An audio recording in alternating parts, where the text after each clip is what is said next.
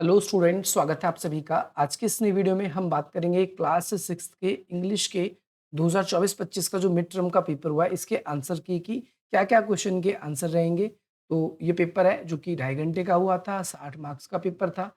आपका पेपर जो है वो 4 सेक्शन में डिवाइड होकर आया था, section A, B, C, D. Section A जो है वो 16 मार्क्स का था, जो रीडिंग्स का सेक्शन था। राइटिंग का सेक्शन जो था वो 12 मार्क्स का था, ग्रामर का 14 मार्क्स का और जो लिटरेचर का था वो 18 मार्क्स का था, यानी जो क्वेश्चन आंसर के थे। सारे क्वेश्चन करना कंपल्सरी है, ये सारी की सारी डिटेल इसमें बताई गई है।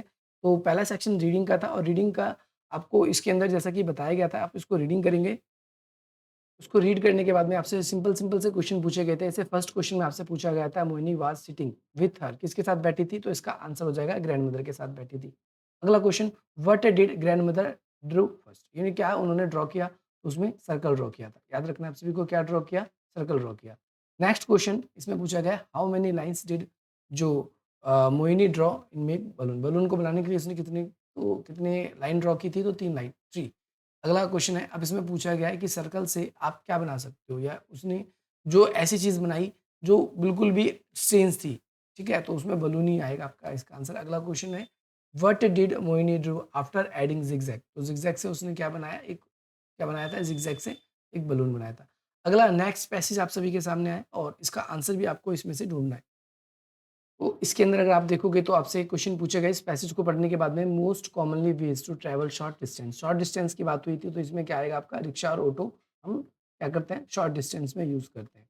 अगला आपसे पूछा गया था कि एरोप्लेन में इंडिया लगभग कितने परसेंट लोग ट्रैवल करते हैं? तो केवल 2% लोग ही एरोप्लेन में क्या करते हैं? ट्रैवल करते हैं।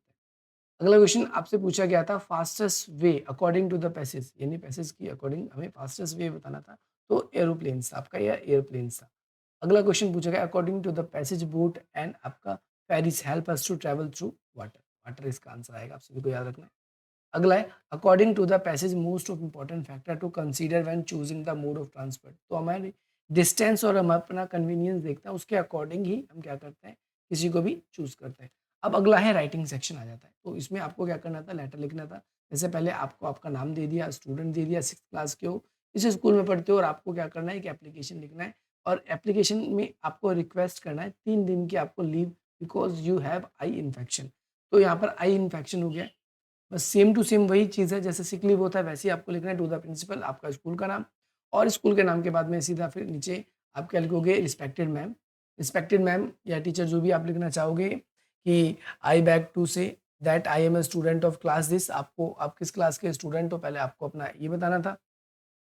और इसके बाद में आप बताओगे कि इसमें जैसे यस्टरडे यस्टरडे कह दो, या 3 दिन से आपको आई इन्फेक्शन हो रखा है, जैसे कि इसमें बताया गया है, तो आप बता दोगे before 3 days I infected, I feel in my eyes is infected, it is getting red. और ये क्या हो रही थी? रेड हो रही थी। और इसी तरीके से आप बोल दोगे, आँसू आ रहे थे आपकी आँखों से, तो फिर यहाँ पर क्या कर दोगे उसके बाद में, so I am not well, so I can not come to school, please kindly grant me leave for 2 days. तो आपको देखो यहाँ पर इतना सब कुछ बता रहा था, आपको पूरा का पूरा हिंट तक दे दिया इसमें।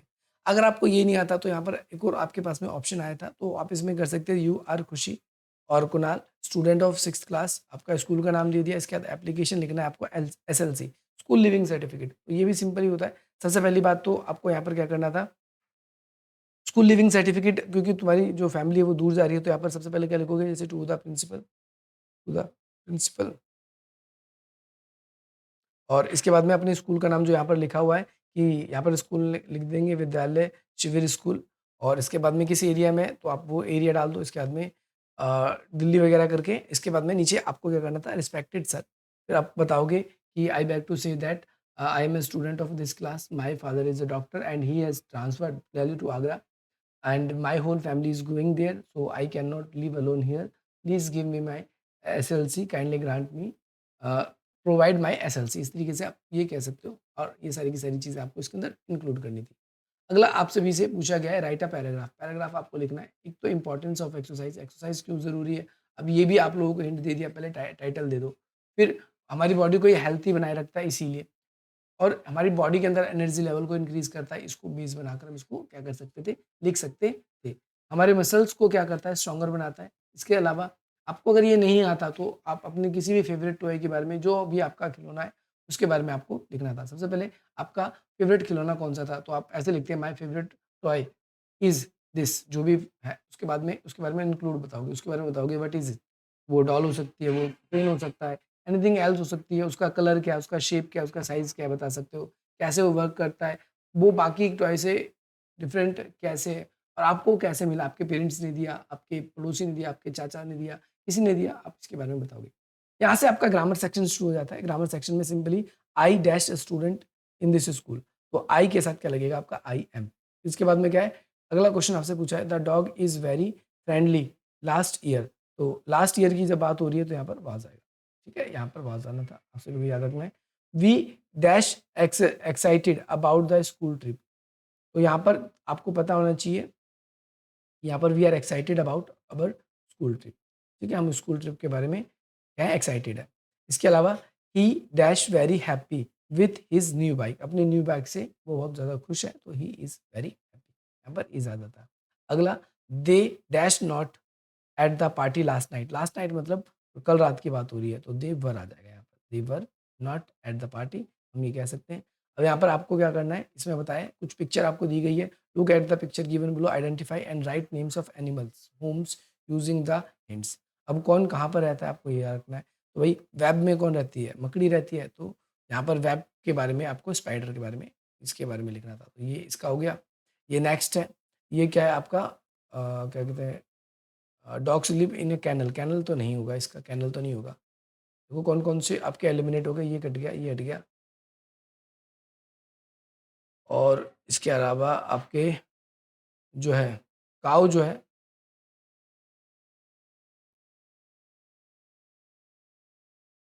ठीक है, बाकी ये इसने सही लिखा है, कॉप ठीक आएगा इसका आंसर, ये ठीक है। और कैनल, यहाँ पर कैनल का मतलब छोटा-सा घर है और यहाँ पर बेरन, ये भी ठीक है इसका आंसर। अब ये लिख सकते हो। अब यहाँ पर आप क्या कर रहे थे, जो बच्चे विज़ुअल इम्पेयर्ड है, तो वो मैचिंग कर सकते थे उन लोगों के लिए। अब यहाँ पर आइडेंटिफाई करना था आपको कॉमन नाउन, कॉमन नाउन जो क्या है, चिल्ड्रन एक कॉमन नाउन है और फ्रूट भी कॉमन नाउन है। Beautiful monument, beautiful monument, monument इसमें आपका आ जाएगा कॉमन नाउन और यहाँ पर मैनी गेम्स, तो गेम्स आपका इसमें कॉमन नाउन। तो कॉमन नाउन आपको याद रखना था, ये कॉमन नाउन थे इन सब के अंदर। और इसके बाद में नेक्स्ट क्वेश्चन है, आपको क्या करना है, कुछ सफिक्स जोड़कर आपको वर्ड लगाने थे, जैसे ITY, जैसे कुछ में ITY लगेगा, किसी में नेस लगेगा, जैसे हैप्पीनेस हो जाएगा, है ना, क्या कहते हैं, काइंडनेस भी हो सकता है, काइंडनेस, एक्टिविटी, लॉयल्टी, ठीक है, ये बच्चे ने ठीक कर रखा है। अगला आपको इसको पढ़ना था और इसका आंसर देना था यहाँ पर। अब यहाँ पर क्वेश्चन में पूछा क्या है, what kind of noise was described in the passage, देखो यहाँ पर लिखा है they walked on and soon saw a herd of cow, herd का मतलब होता है झुंड, झुंड किसका झुंड देखा उन्होंने, गायों का झुंड।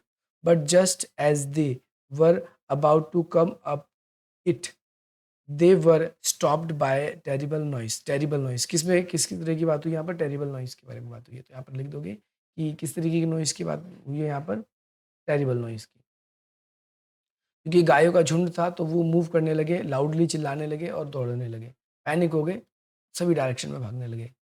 Cow were moving loudly and running in, इनके बाद में आपको उसके बाद आगे की चीज़ें लिख देनी थी। अगला क्वेश्चन पूछा गया है, the word from the passage meaning of opposite start, start का क्या हो जाएगा, स्टार्ट कोई चीज़ हुई है तो वो स्टॉप हो जाएगी, तो यहाँ पर स्टॉप हम कह सकते हैं, रुक गई शुरू होने के बाद, अपोजिट ये हो जाएगा। इसके बाद में ये आपकी कुछ पोम्स आई थी, उस पोम में से कुछ क्वेश्चन आए हैं। हाउस कौन-सा होता है? ओनली ब्रिक वॉल होती है उसके अंदर। जहाँ पर हमारी फैमिली रहती है वो, जहाँ पर लव और केयर होता है वहाँ पर हमारा होम होता है वो। According to the poem, house includes which following? Small dots, few dots, most dots, one big dot. Two small dots हम कह सकते हैं। इसके अलावा which material is mentioned to the poem to build the exterior of house? घर के बाहर की चीज़ें किससे बनी होती है? Exterior of house. आप इसमें आप क्या कह सकते हो? इसमें टाइल कह सकते हो। ये भी हो सकता है। अगला कह रहा है आंसर करना है आपको, व्हाट इज़ मेड, होम किससे बना होता है? तो ये क्वेश्चन मैंने आपको याद करवाया था। आप डायरेक्टली इसका आंसर लिख सकते थे कि होम जो है वो फैमिली से मिलकर बनता है, उसमें लव एंड केयर होता है। इसके बाद में अगला क्वेश्चन पूछा गया है, why did the dog feel the need to find the master? तो यहाँ पर ये क्वेश्चन भी आपको याद कराया गया था। और हाउस और होम से एक और क्वेश्चन आया है जो पोएम में इसमें डिस्क्राइब किया गया है डिफरेंट टाइप के हाउस और होम होते हैं। इसमें आपको टाइप बताने कौन-कौन से टाइप के होते हैं। और इस तरीके से 2 क्वेश्चन और थे यहाँ पर, इसके बाद में आपका पूरा पेपर खत्म। तो मेनली जिन बच्चों ने क्वेश्चन आंसर याद किए थे तो वो लिख सकते थे, बाकी ये पूरा का पूरा पेपर था जो आपके पूछा गया था।